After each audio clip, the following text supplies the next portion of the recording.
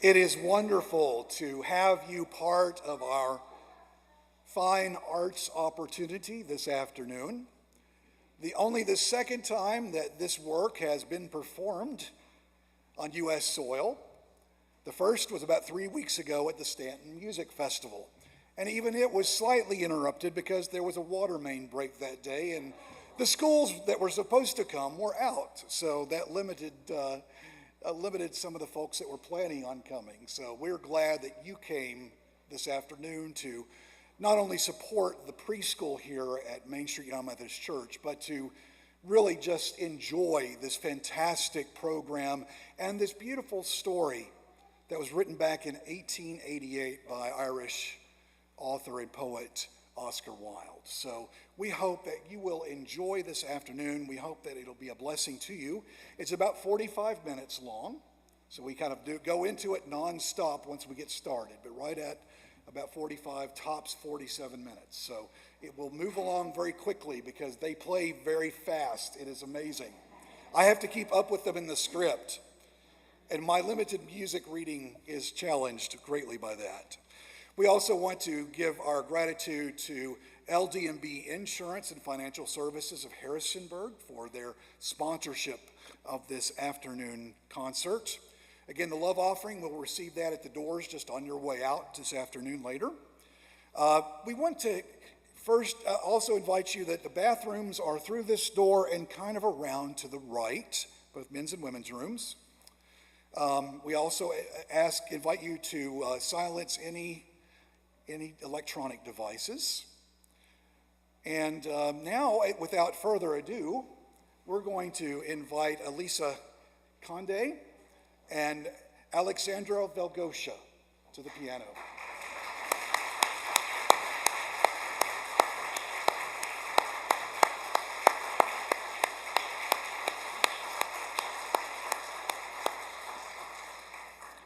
Now, before we get started, we're going to do a quick teaching lesson because there are certain musical cues and clues, themes that will be reoccurring throughout the piece. So I would invite you to listen to the changes in the mood of the music that indicate the changes in seasons of fall and winter, spring and summer, and also weather conditions like hail and snow and ice. Also listen for the birds singing and children playing and running. But we're going to introduce you first to the little boy, and this is his theme.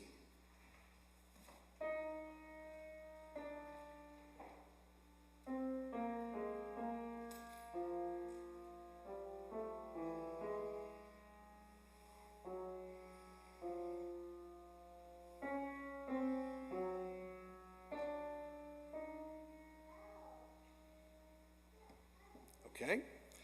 Now, the giant's theme is accompanied by a bell, so it's kind of a signal that the giant is on his way.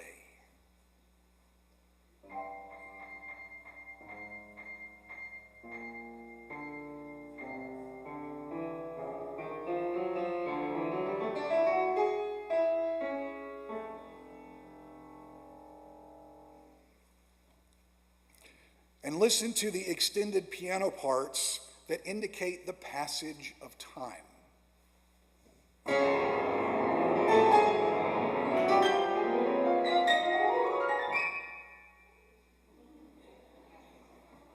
I told you they were fast. Now, as the story ends, there's about a 5-minute postlude that will conclude the performance. There'll be a whirlwind as the themes of the little boy and the selfish giant combine and become one.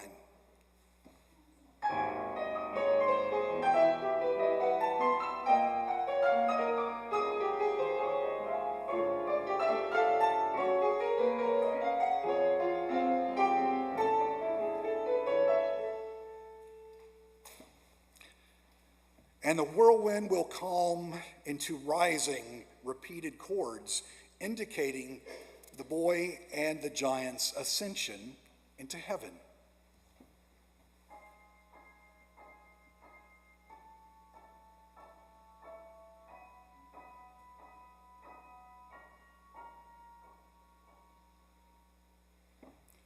As I mentioned, that this is only the second time this has been performed in the United States, and since we will be live streaming this on YouTube through our church YouTube connection, that we believe that the composer, Stefan Heuke, will be tuning in from Germany. So that would be really cool to know that the originator of our composition today, the composer, is listening and following along with us. So this is a beautiful opportunity for us to gather, and we're thankful that you are here. So without further ado, I present to you Oscar Wilde's The Selfish Giant for speaker and piano four hands, Opus 20A by Stefan Heuke. Every afternoon, as they were coming from school, the children used to go and play in the giant's garden.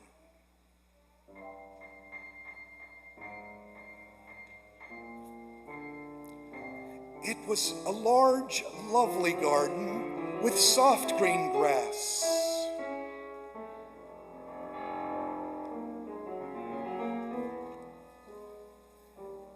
Here and there over the grass stood beautiful flowers like stars.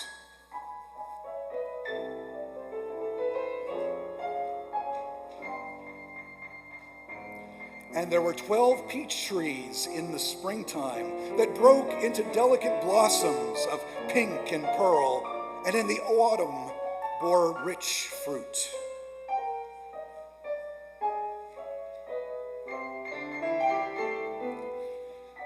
The birds sat on the trees and sang so sweetly that the children used to stop their games in order to listen to them.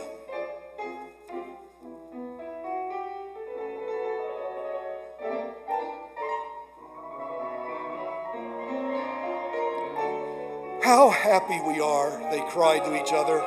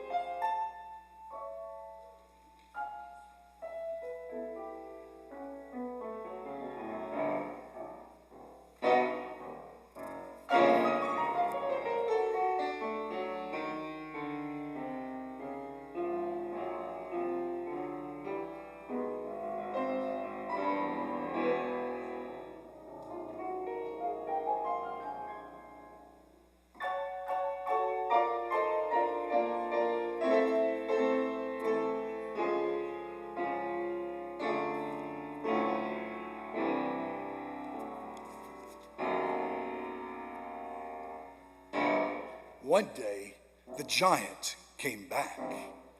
He had been to visit his friend, the Cornish ogre, that had stayed with him for 7 years. After the 7 years were over, and he had said all that he had to say, for his conversation was very limited, and he determined to return to his own castle. When he arrived there, he saw the children playing in the garden. "What are you doing here?" he cried in a very gruff voice, and the children ran away. "My own garden is my own garden," said the giant. "Anyone can understand that, and I will allow nobody to play in it without myself." So he built a high wall around it and put up a notice board.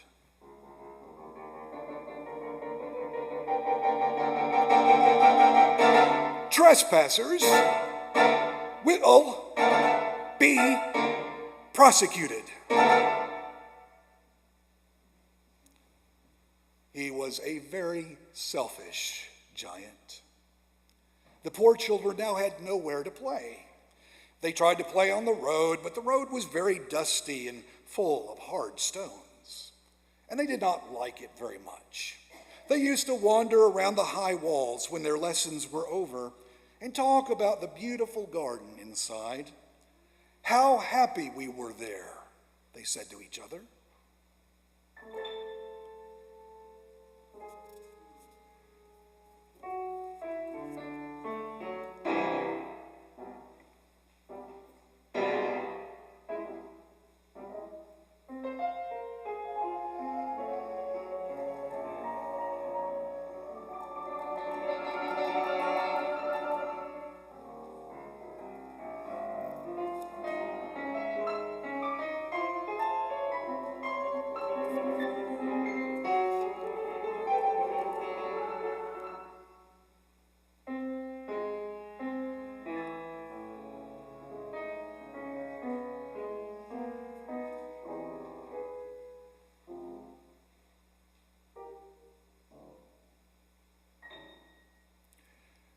Then spring came, and all over the country there were little blossoms and little birds. Only in the garden of the selfish giant, it was still winter. The birds did not care to sing in it, as there were no children, and the trees forgot to blossom. Once a beautiful flower put its head out of the grass, but when it saw the notice board, it was so sorry for the children that it slipped back into the ground again and went off to sleep. The only people who were pleased were the snow and the frost.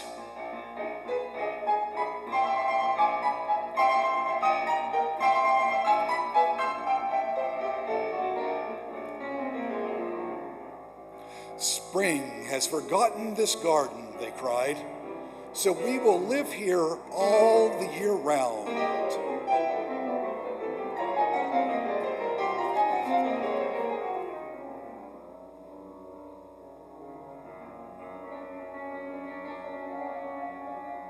The snow covered up the grass with its great white cloak.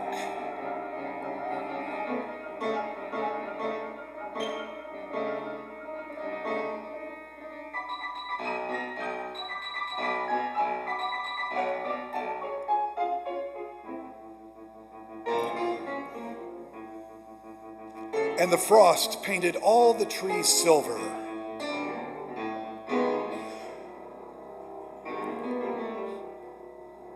Then they invited the north wind to stay with them, and he came.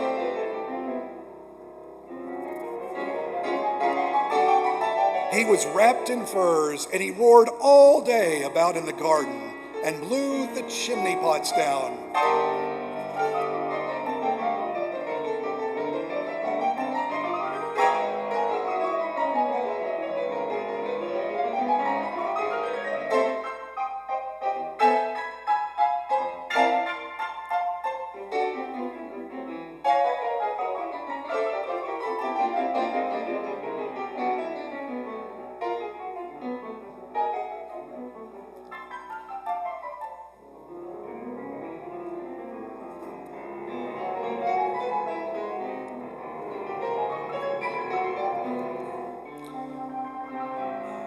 So the big hail came.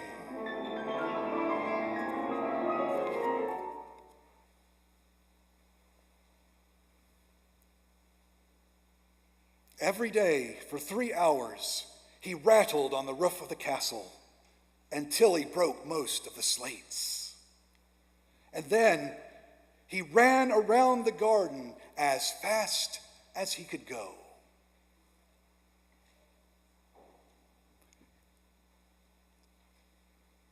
He was dressed in gray, and his breath was like ice.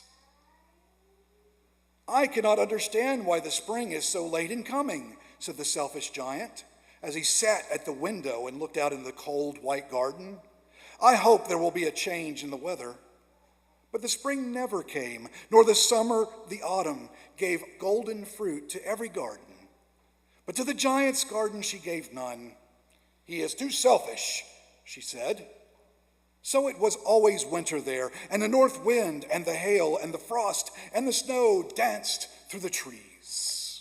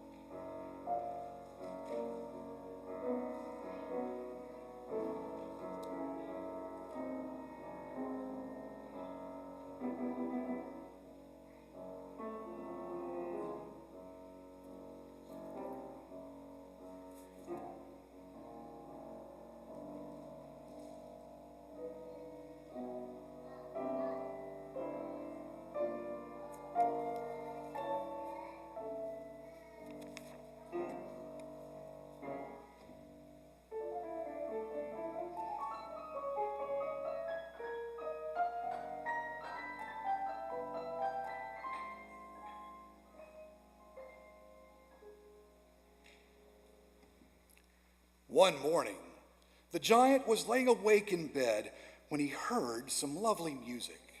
It sounded so sweet to his ears that he thought it must be the king's musicians passing by. It was really only a little linnet singing outside his window. But it was so long since he had heard a bird sing in his garden that it seemed to him to be the most beautiful music in the world. Then the hail stopped dancing over his head, and the north wind ceased roaring, and a delicious perfume came to him through the open casement. "I believe spring has come at last," said the giant, and he jumped out of bed and looked out. What did he see?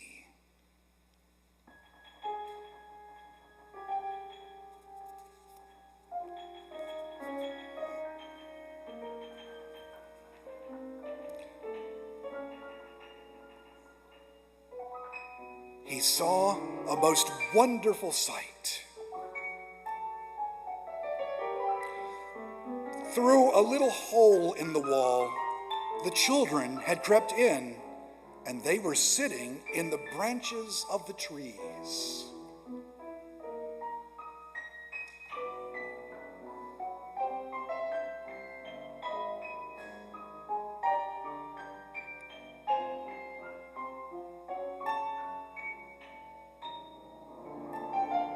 In every tree that he could see, there was a little child.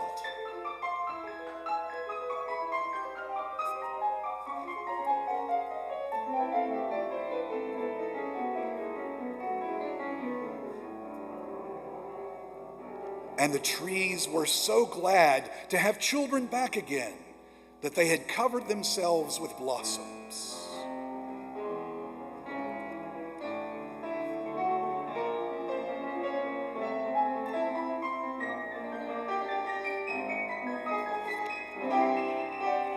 And were waving their arms gently above the children's heads.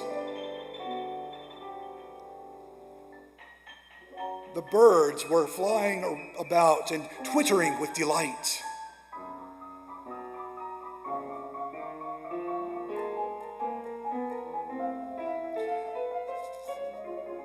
And the flowers were looking up through the green grass and laughing.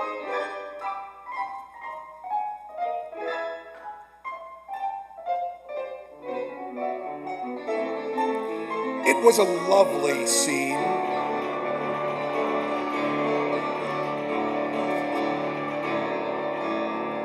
Only in one corner, it was still winter.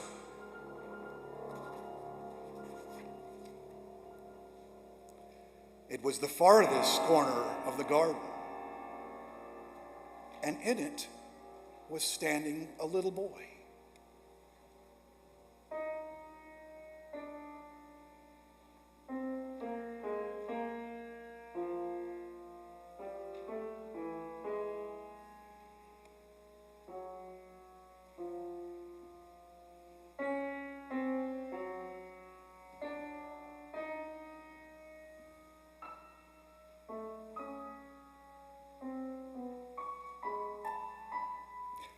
He was so small that he could not reach up to the branches of the tree, and he was wandering all around it, crying bitterly.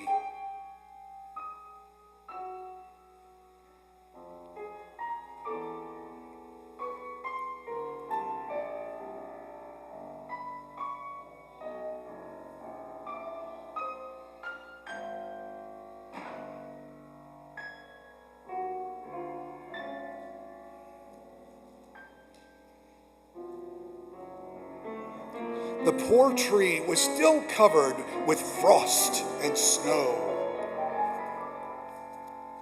and the north wind was blowing and roaring above it.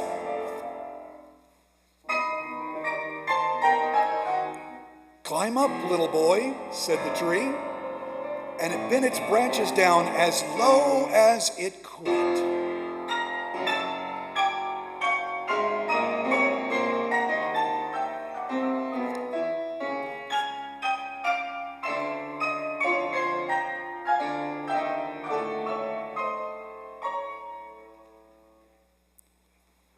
But the boy was too tiny.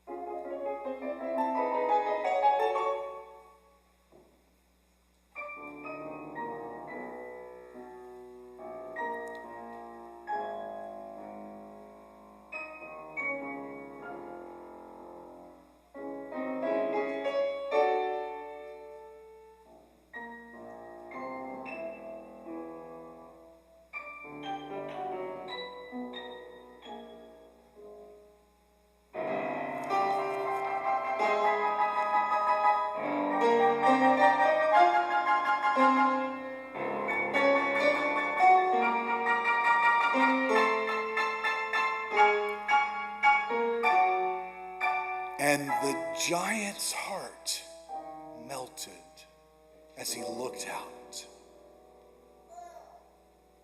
How selfish I have been. Now I know why the spring would not come here. I will put that poor little boy on the top of the tree.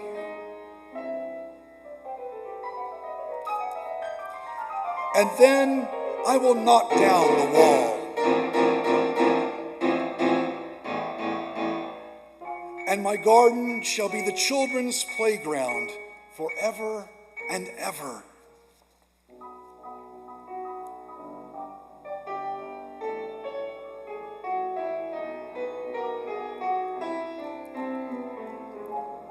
He was really very sorry for what he had done.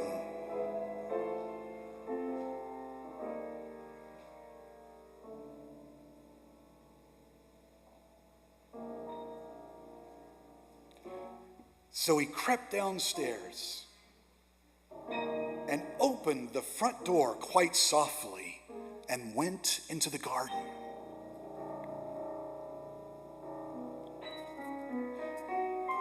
But when the children saw him, they were so frightened that they all ran away, and the garden became winter all over again.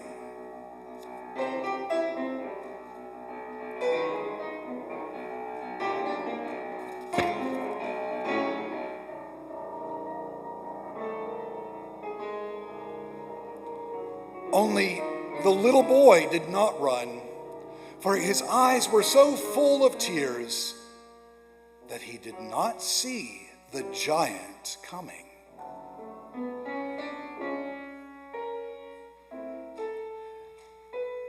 And the giant stole up behind him and took him gently into his hand and put him up in the tree.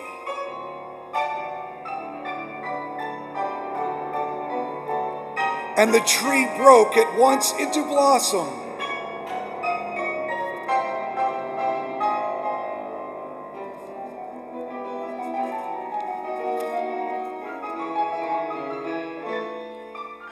And the birds came and sang on it. And the little boy stretched out his 2 arms and flung them around the giant's neck and kissed him.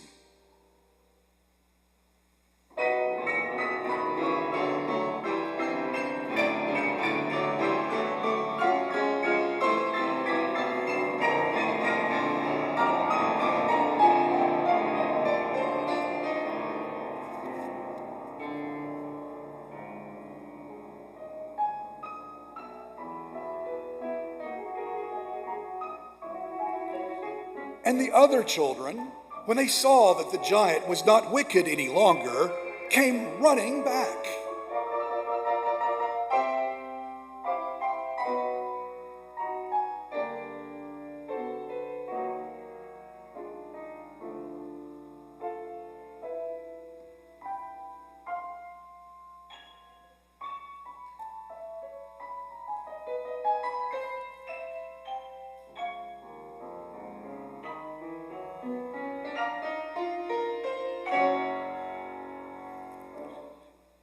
"It is your garden now, little children," said the giant.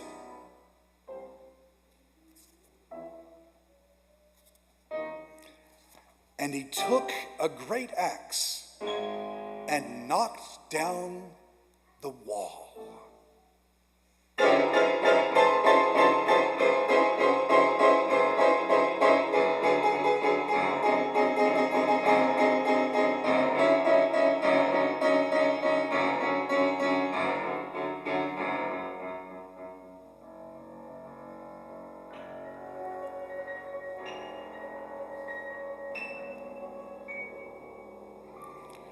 And when the people were going to market at 12 o'clock, they found the giant playing with the children in the most beautiful garden they had ever seen.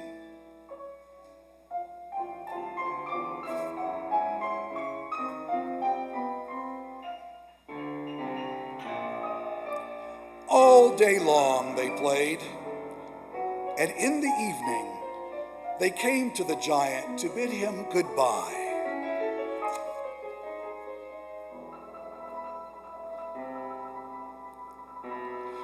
"But where is your companion?" he said, "the little boy that I put into the tree?"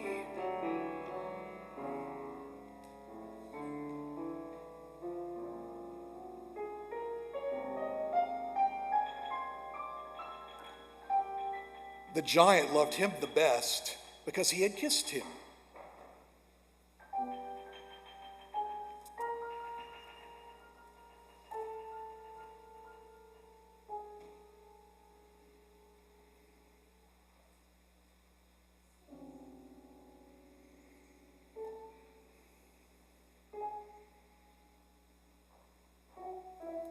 "We don't know," answered the children. "He has gone away."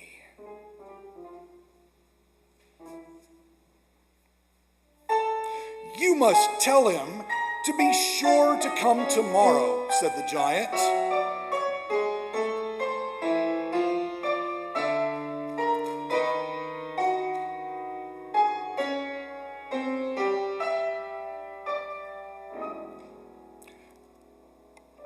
But the children said that they did not know where he lived and had never seen him before.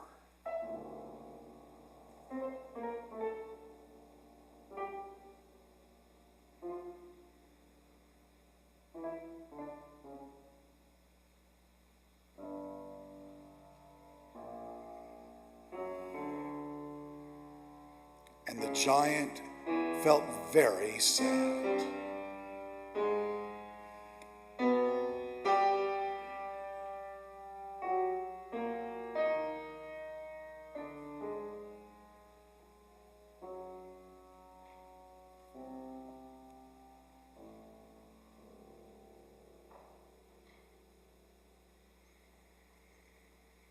Every afternoon, when school was over, the children came and played with the giant, but the little boy whom the giant loved was never seen again.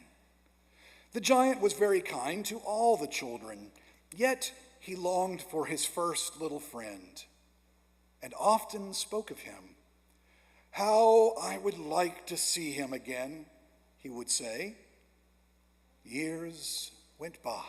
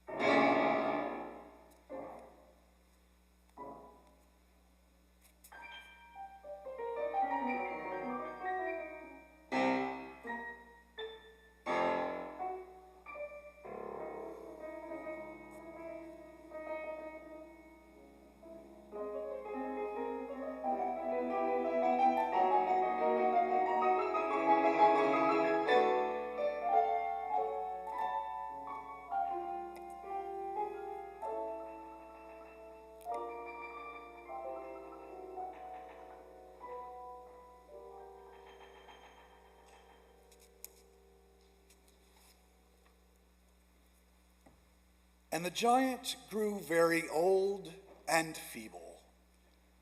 He could not play about anymore, so he sat in a huge armchair and watched the children at their games and admired his garden. "I have many beautiful flowers," he said, "but the children are the most beautiful flowers of all." One winter morning, he looked out of his window as he was dressing. He did not hate the winter now, for he knew it was merely the spring asleep and that the flowers were resting. Suddenly, he rubbed his eyes in wonder and looked and looked. It certainly was a marvelous sight.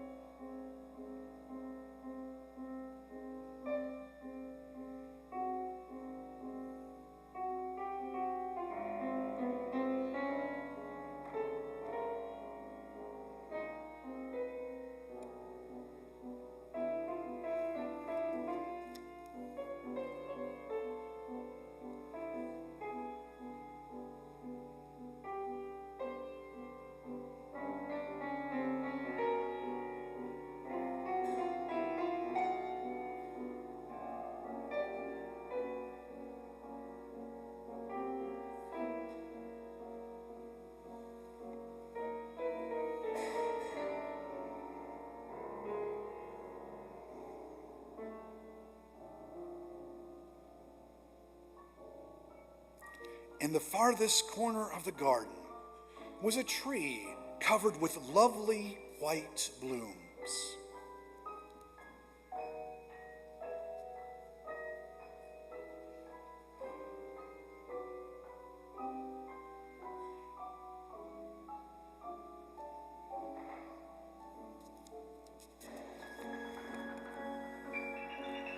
Its branches were golden, and silver fruit hung down from them.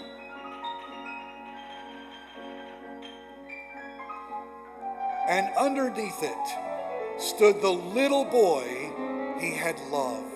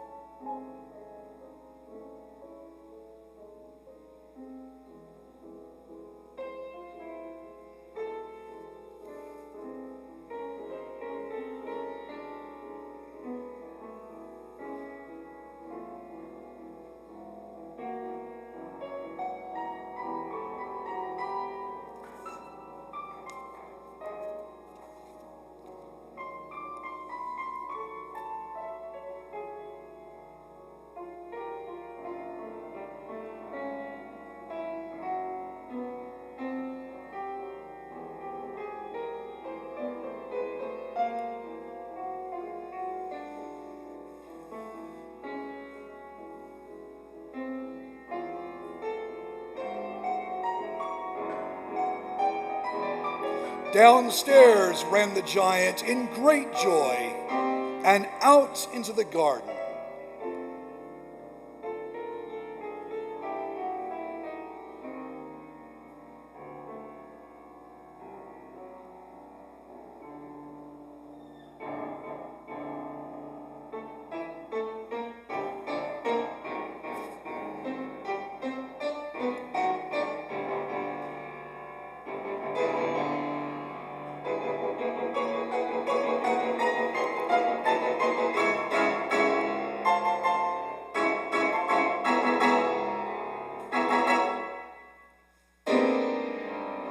He hastened across the grass and came near to the child.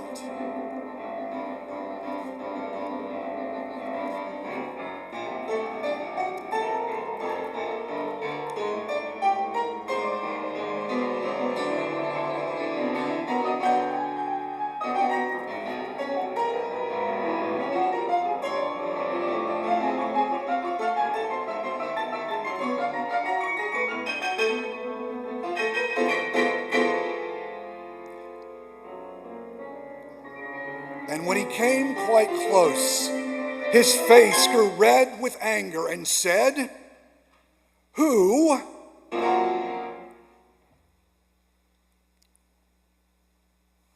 has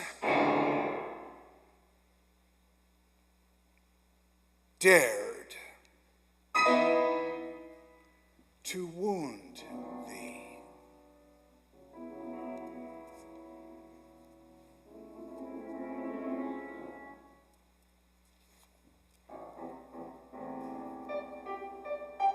For on the child's hand were the prints of 2 nails, and the prints of 2 nails were on his little feet.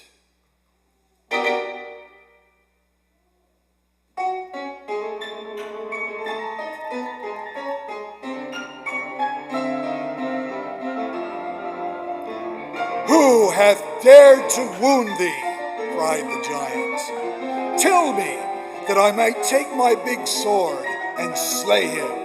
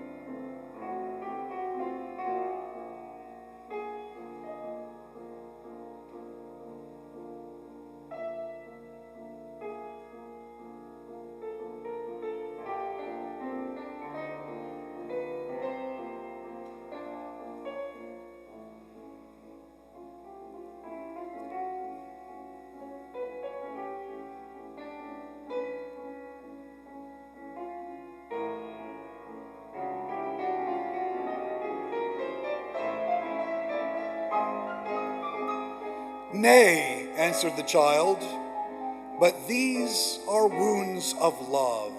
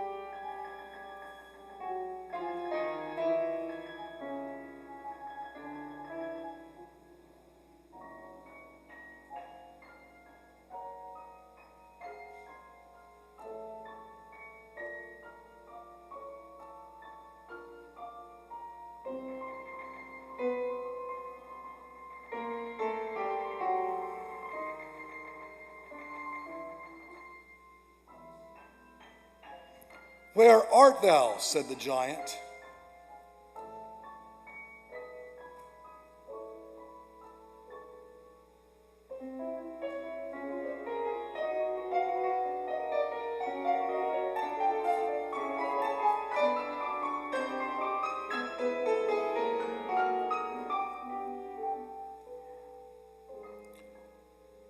And a strange awe fell upon him.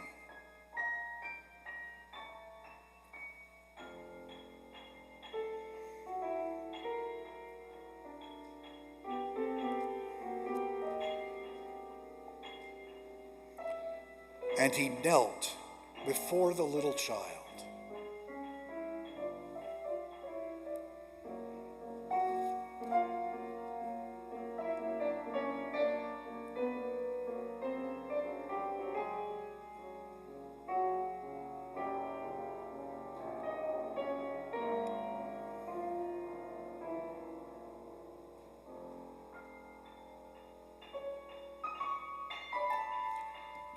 And the child smiled on the giant and said to him,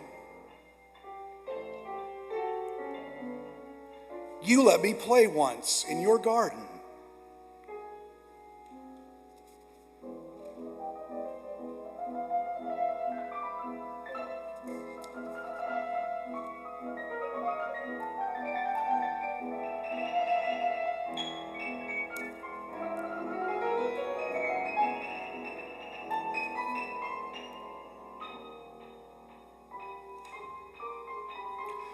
Today, you shall come with me to my garden.